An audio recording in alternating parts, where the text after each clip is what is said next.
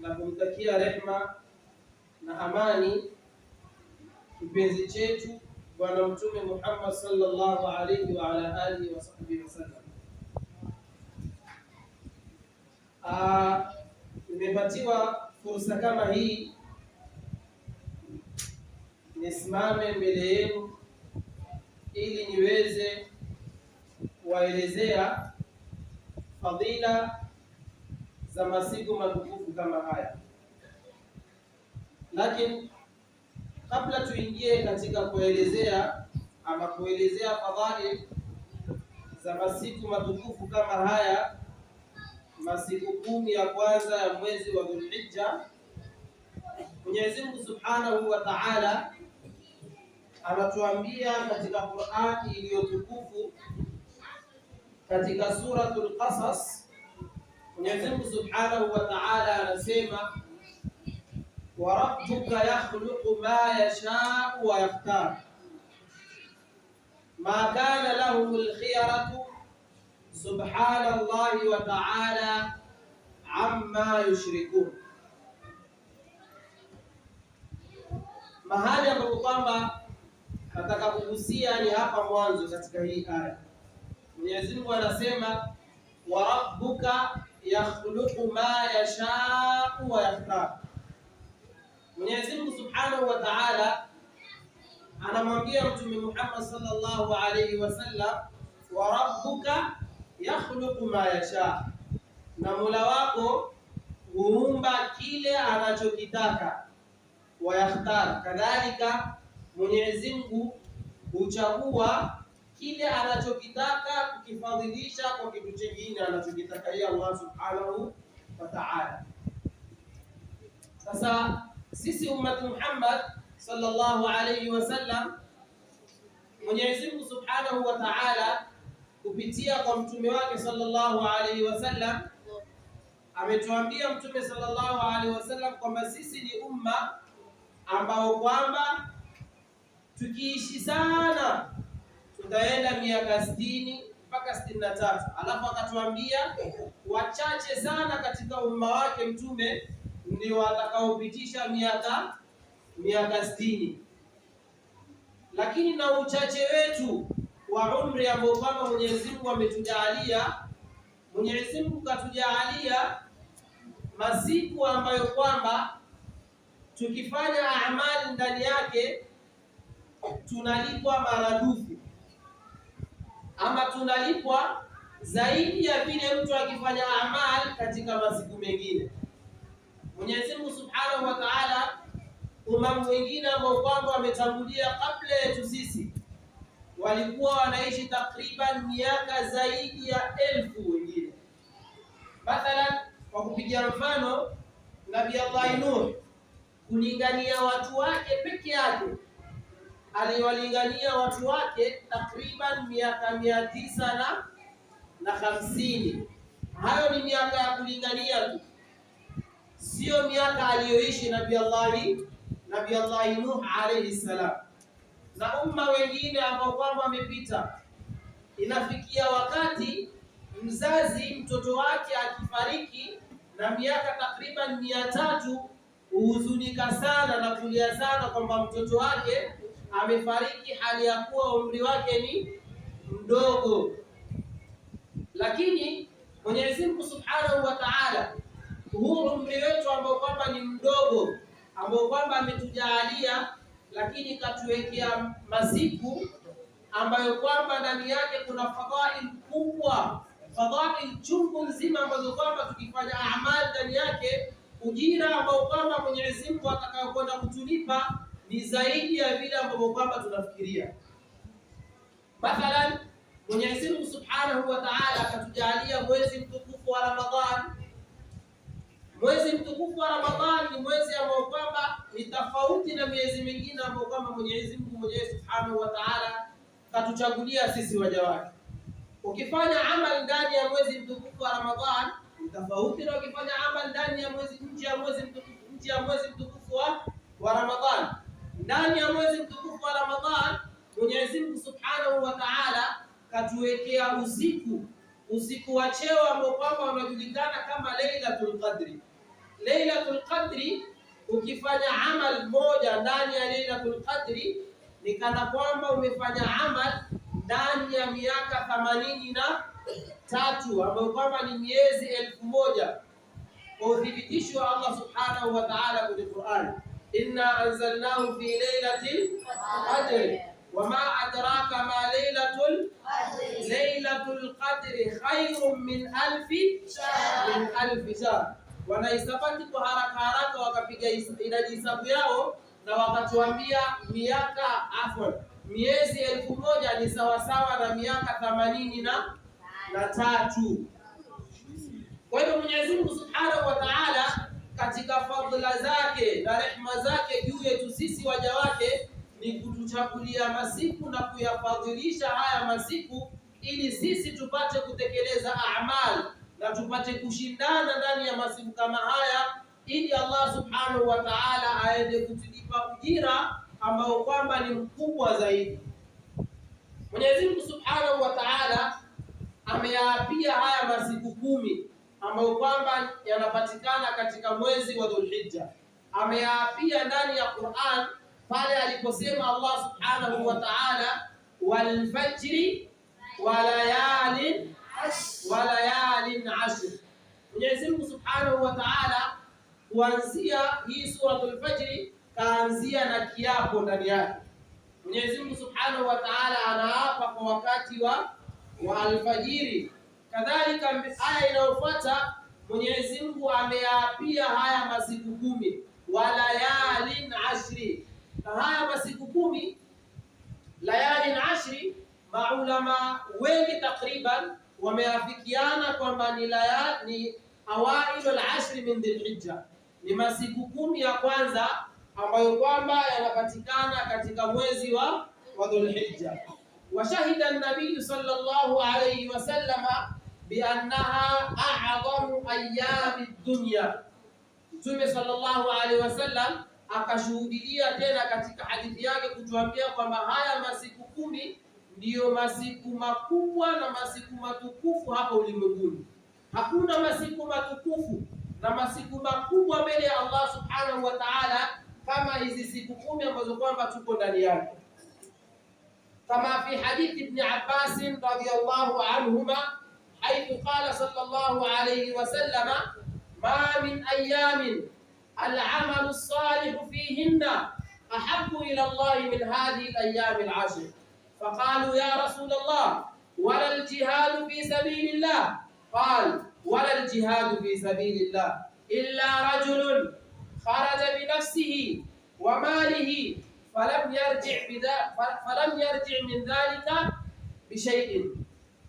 Hadithi ya Mtume sallallahu alayhi wasallam inatolea ushahidi kwa kutuambia sisi haya masiku 10 ya kwanza ya Dhulhijja ni masiku matukufu. Hadithi iliyopokewa na Ibn Abbas radhi za Allah ziwafikie wao, Mtume sallallahu alayhi wasallam anasema, ma min ayamin, hakuna siku, al-amalu salihu fihinna, ambayo kwamba mtu akifanya matendo mema ndani ya hiyo siku, ahabbu ila Allah, yatapendekeza zaidi kwa Allah Subhanahu wa Ta'ala, min hadhihi al-ayyam al-ashr, kuliko kufanya amali ndani ya haya masiku 10 ya Dhulhijja.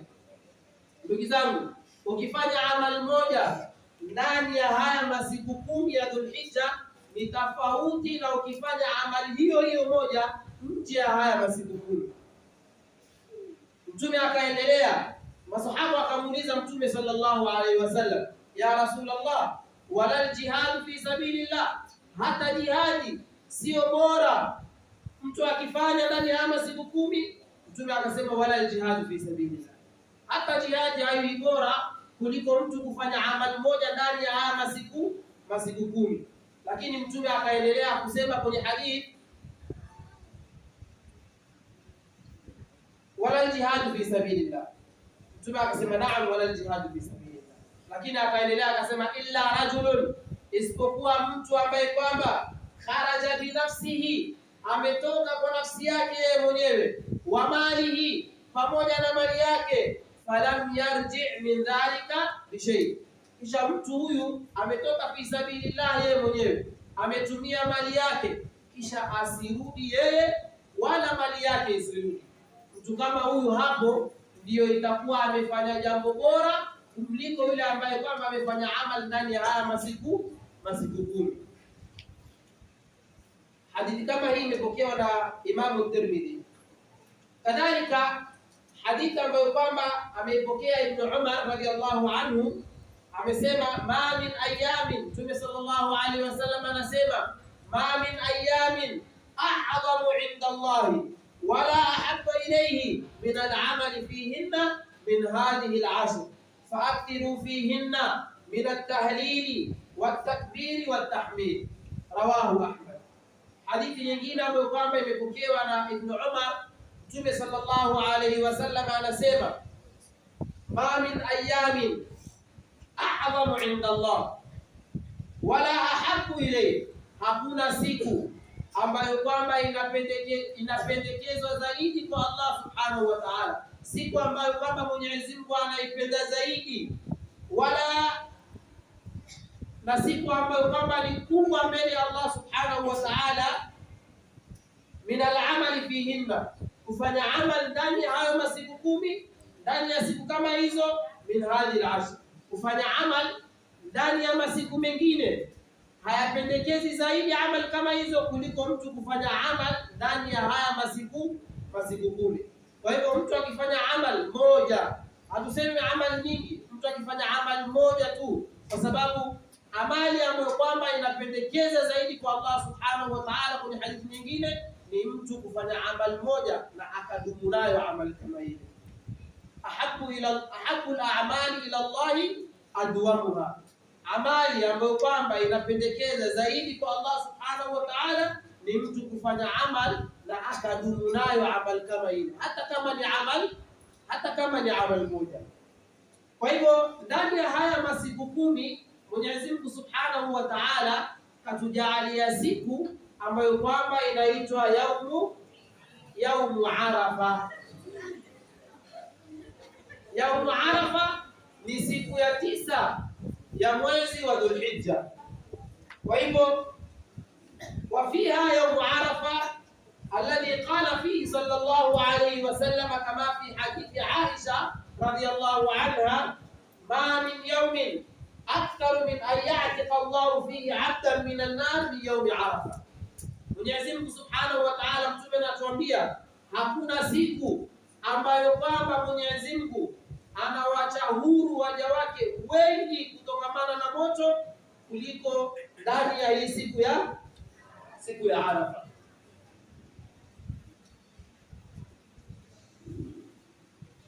Kadhalika maulama wamezungumzia fadila baina ya al-ashr al-awakhir min Ramadan, kulinganisha na haya masiku 10 al-ashr al-awakhir min Dhulhijja.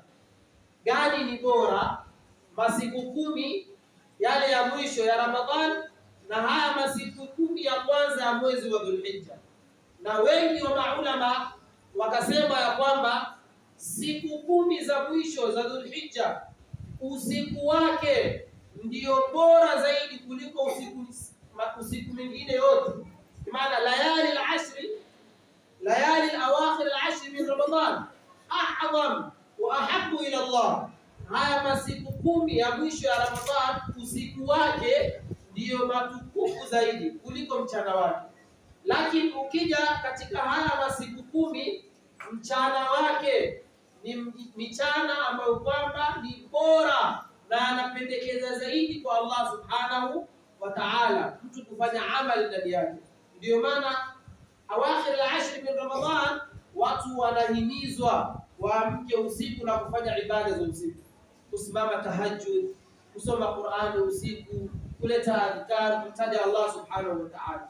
Na haya masiku 10 ya awali al-ashr min Dhulhijja tunapendekezwa kufanya amali katika michana yake, sio usiku. Ukifanya usiku tabaan haukatazwi, bali kufanya mchana wake ni bora zaidi kuliko kufanya usiku wake.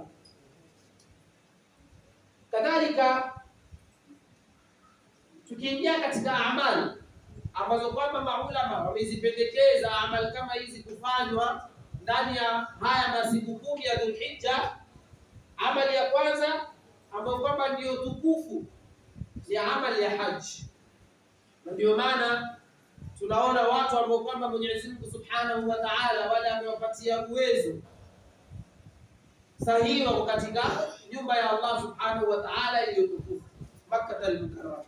Na sisi tunamuomba Allah Subhanahu wa Ta'ala ambao kwamba sisi ni waja wake, tunamuomba Allah Subhanahu wa Ta'ala katika haya masiku matukufu atujalie na sisi asizichukue roho zetu mpaka tuizuru nyumba yake iliyokuwa tukufu. Kwa hivyo amali ambayo kwamba imependekezwa watu wafanye ndani ya haya masiku 10 ya kwanza ni kuzuru nyumba ya Allah Subhanahu wa Ta'ala, kwenda kutekeleza nguzo muhimu miongoni mwa nguzo za Uislamu, kwa sababu Uislamu umejengewa juu ya nguzo ngapi? Juu ya nguzo 5, na nguzo ya mwisho ndio nguzo ya haji. Lakini haji kwa huruma yake Allah Subhanahu wa Ta'ala, kwa hurumia waja wake, haji hafanyi mtu yoyote, lakini haji inafanywa na waja wa Allah Subhanahu wa Ta'ala ambao kwamba Mwenyezi Mungu amewapa uwezo wa kimali, kadhalika pia wa kiafya. Min al-a'mal ambazo kwamba tunafaa tuzifanye miongoni mwa haya masiku 10 ni mtu kudumu kufanya amali za wajib ama amali za faradhi. Kuna amali za faradhi ambazo kwamba Mwenyezi Mungu ametufaradhishia, kwa mfano swala 5 kila siku.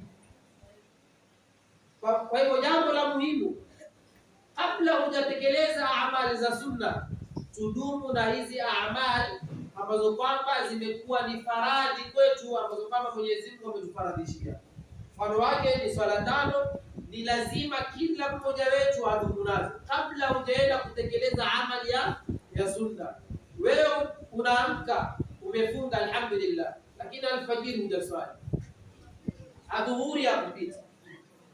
Kwa hivyo amali muhimu ambazo kwamba watu wanafaa wajipambe nazo kwanza kabla kukimbilia sunna, ni watu kwanza wajipambe na amali za faradhi ndani ya haya masiku 10 matukufu. Kisha amali nyingine zinazofuata ni kukimbilia amali za sunna. Amali za sunna, mathalan kufunga ndani ya siku hizi 10, hasatan mtu asikose kufunga yaumu Arafa. Kwa hivyo Mwenyezi Mungu Subhanahu wa Ta'ala katika waja wake katika kufanya taa ya Allah Subhanahu wa Ta'ala, watu wanatofautiana. Kuna mtu anaweza kufanya jambo fulani, mwingine kwake likawa ni zito, mwingine anaweza hili, huyu hawezi hili. Ndio maana Mwenyezi Mungu Subhanahu wa Ta'ala kwenye Qur'ani, taa ya Allah Subhanahu wa Ta'ala, kila mtu afanye kadri ya uwezo wake. Taa ya kumtii Allah Subhanahu wa Ta'ala, mtu anafanya kadri ya uwezo. Ndiposa Mwenyezi Mungu atuambia kwenye Qur'an, fattaqullaha mastata'tum, kila mtu amchi Allah Subhanahu wa Ta'ala kadri ya uwezo wake. Lakini kukatazika na maasi, sote lazima tukatazike na maasi. Tunaelewana vizuri? Okay. Kuna jambo lingine ambalo kwamba yamependekezwa, mambo chungu nzima ambayo kwamba yamependekezwa kutekelezwa ndani ya haya masiku matukufu, ni kwamba mtu azidishe hizi amali za sunna. Zidisha. Mathalan ukiswali salatu dhuhuri, kabla ya salatu dhuhuri kuna kablia, na baada ya salatu dhuhuri kuna baadia. Mambo kama haya sio ya mtu kulazimishwa. Binadamu kawaida huwa anapitikiwa na ghafla, anaghafilika, lakini ni hatari sana. Ni hatari, tena hatari kubwa sana Muislamu kughafilika ndani ya haya masiku 10 ya Dhulhijja. Wanadamu hafai kuwa na ghafla ndani ya haya masiku 10, kwa sababu ikiwa utaghafilika ndani ya haya masiku yaliyo matukufu, basi wewe utaghafilika siku zote.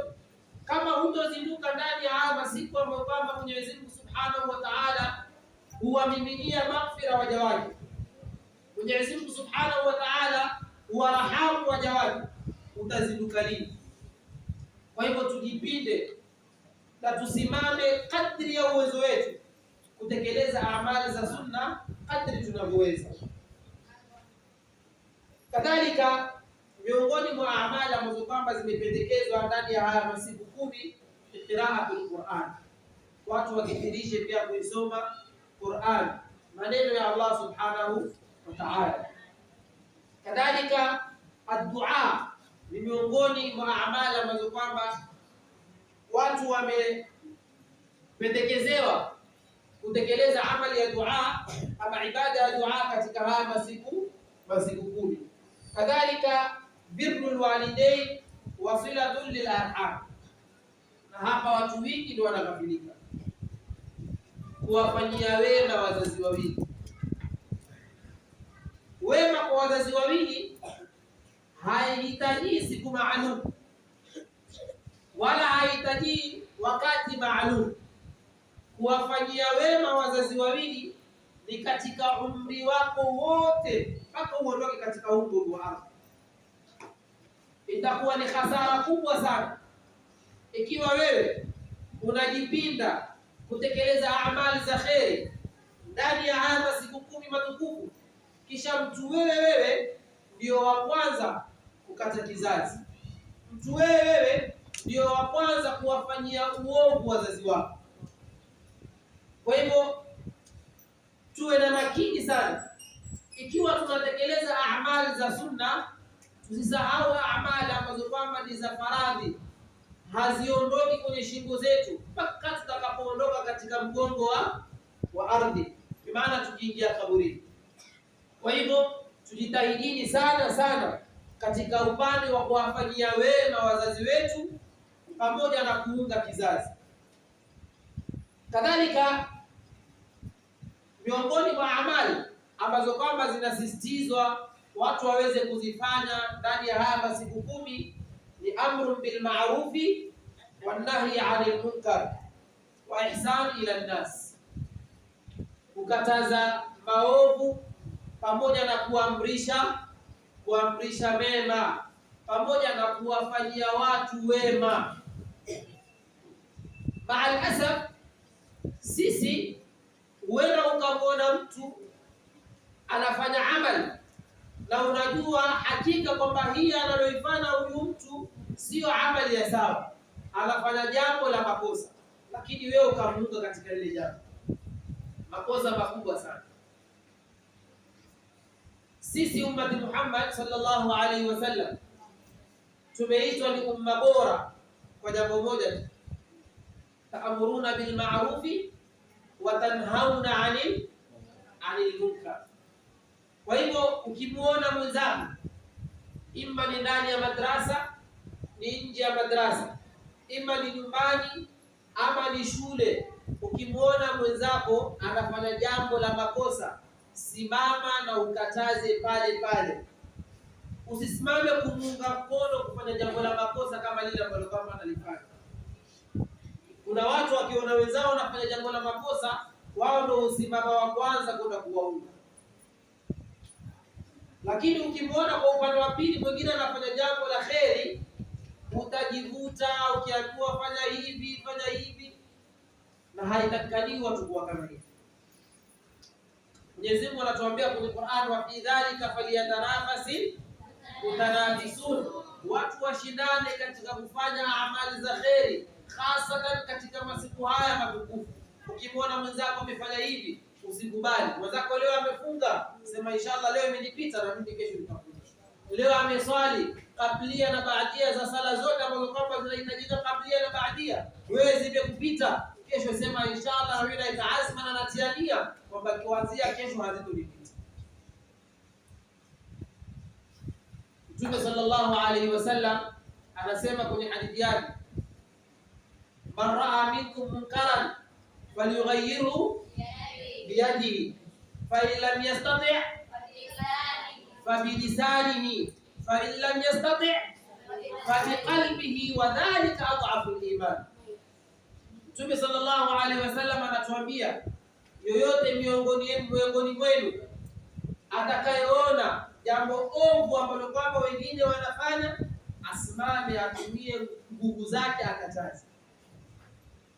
Na ikiwa kusimama kutumia nguvu mtu hataweza, basi Mtume akatupatia njia nyingine ya kukatazana, fabilisani, tuzungumze, tukataze ule munkar kutumia mdomo wetu. Wangapi wanaona munkarati, amali ambazo kwamba si za sawa zinatendeka, mabidomo yao yamefunga, unaogopa kumwambia kwa sababu ni rafiki yako? Wangapi? Je, tunamfuata Mtume sallallahu alaihi wasallam?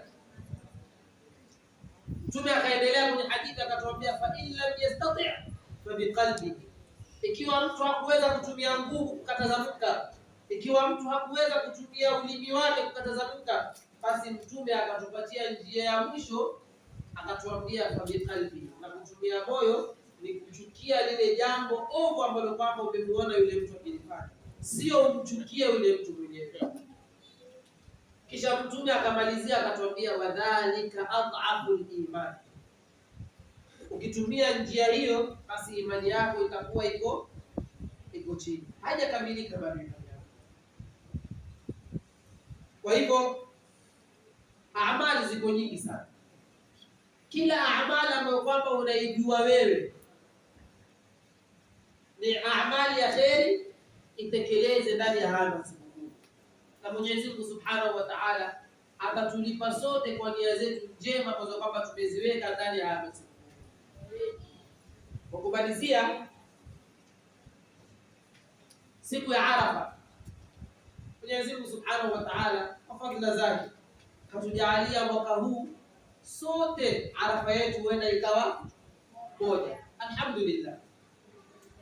Kwa hivyo kila mmoja wetu aweke nia kwamba siku ya Arafa ambayo kwamba itakuwa ni Jumanne inayokuja, kila mmoja aweke azma na aweke nia kwamba hii siku ikifika atakuwa miongoni mwa wale ambao kwamba watafunga katika siku kama hii, kwa sababu Mtume sallallahu alaihi wasallam mwenyewe kaifunga siku kama hii. Na Mtume sallallahu alaihi wasallam katoa bishara katika hadithi yake kwamba yoyote ambaye kwamba atafunga ndani ya siku ya Arafa, Mwenyezi Mungu Subhanahu wa Ta'ala atamsamehe madhambi yake ya miaka miwili. Nani hataki fadhila kama hizi Allah Subhanahu wa Ta'ala? Mwenyezi Mungu Subhanahu wa Ta'ala ana huruma na waja wake, ndio maana ametuwekea masiku kama haya majukumu. Misimu ya kheri iko chungu nzima, moja wapo ni haya masiku. Kwa hivyo tujipindeni, tuweke nia, tutatekeleza. Kama haya masiku ambayo yaliyopita ilikuwa bado hujazinduka, basi kuanzia leo utakapotoka hapa, weka nia kwamba utafanya amali mpaka tuyamalize masiku matukufu kama haya. Na masiku matukufu kama haya yakimalizika, bado haya masiku matukufu yako ndani ya mwezi mtukufu. Sababu Mwenyezi Mungu Subhanahu wa Ta'ala ndani ya miezi 12 ambayo kwamba ameiumba akatuchagulia miezi 4 ambayo kwamba ni mitukufu. Wa kwanza ni Muharram, mwezi mtukufu. Wa pili ni haraka nyinyi wanafunzi mnafaa kujua mambo kama haya. Muharram, Safar, Rajab, Muharram, kisha Rajab, Dhulqa'da, Dhulhijja ndio hii ambayo kwamba tunaangalia. Kwa hivyo usiseme kwamba masiku 10 yamemalizika ukarudi katika kufanya mambo yako ambayo kwamba unayafanya kila siku, mambo ya kumuasi Allah Subhanahu wa Ta'ala. Mwenyezi Mungu anatuambia kwenye Qur'an, ndani ya hii miezi minne, fala tudhlimu fihinna anfusakum, msizidhulumu nafsi zenu ndani ya hii miezi mitukufu. Na kudhulumu nafsi zetu ni vipi? Kumuasi Allah Subhanahu wa Ta'ala. Ukifanya maasi ndani ya hii miezi mitukufu ni tofauti na ukifanya maasi nje ya hii miezi mitukufu. Kama vile ukifanya amali njema ndani ya hii miezi mitukufu huchukuliwa kwa uzito, kadhalika ukifanya maasi ndani ya hii miezi mitukufu pia huchukuliwa kwa uzito. Kwa hivyo maneno ni mengi ya kuongea, ningependa kukomea hapa. Kama nimekosea basi itakuwa ni upande wangu mimi binadamu, na kama itakuwa nimepatia, hii ni taufiki yake Allah Subhanahu wa Ta'ala. wal kamalu lillah. Wassalamu alaikum wa rahmatullahi wa barakatuh.